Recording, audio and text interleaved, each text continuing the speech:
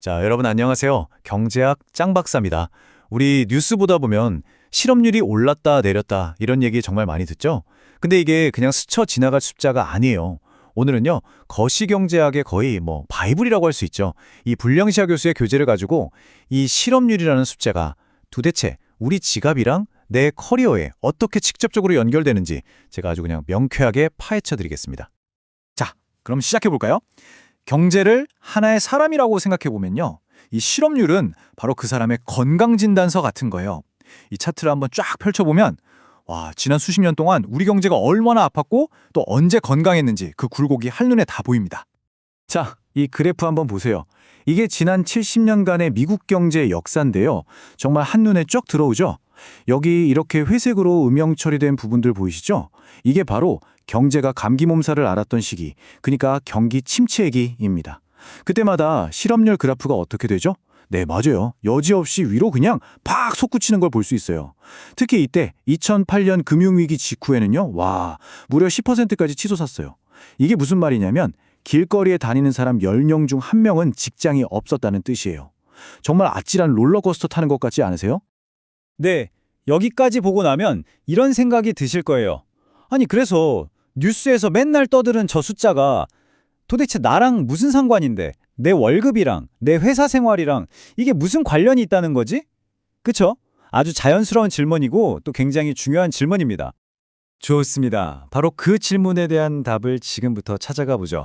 이 실업률이라는 게 우리 한 사람 한 사람에게 어떻게 영향을 미치는지 크게 두 가지 경로로 나눠서 한번 살펴보겠습니다.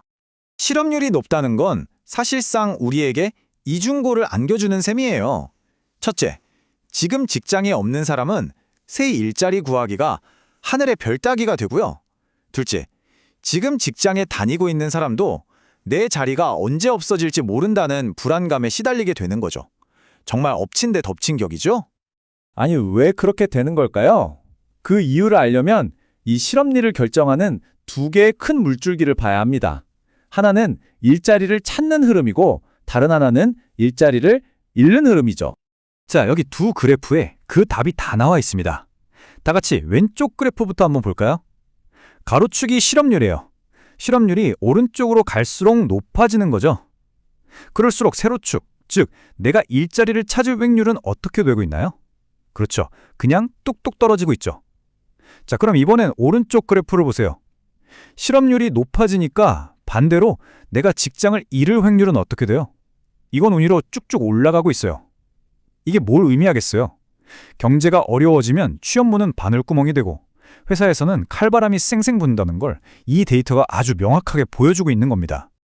그러니까 핵심은 바로 이 반비례 관계예요.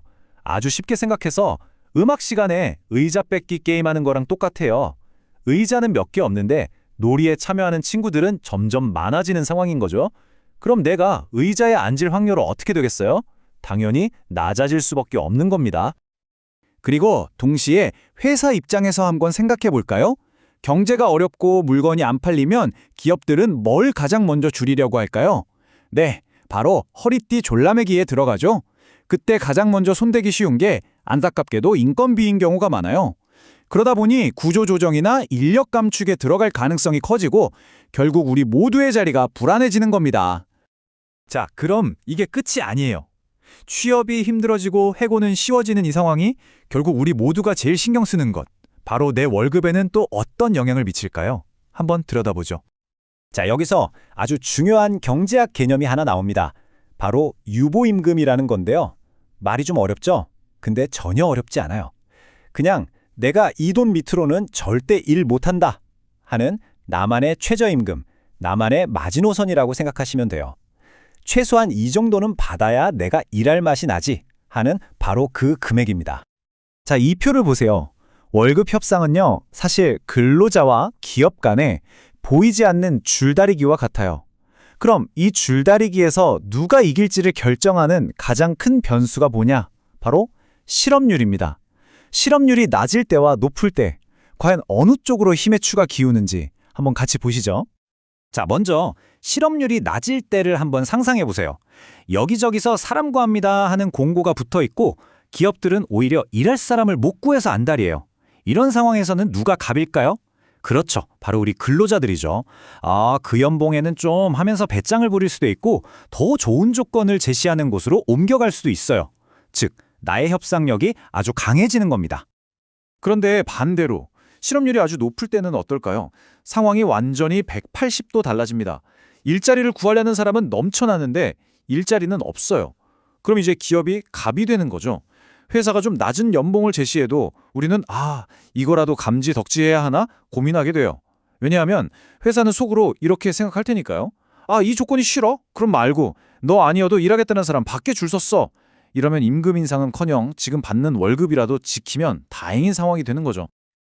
자, 그럼 오늘 우리가 이야기 나눈 내용들, 이 복잡한 연결고리를 한 번에 쫙 정리해 볼까요?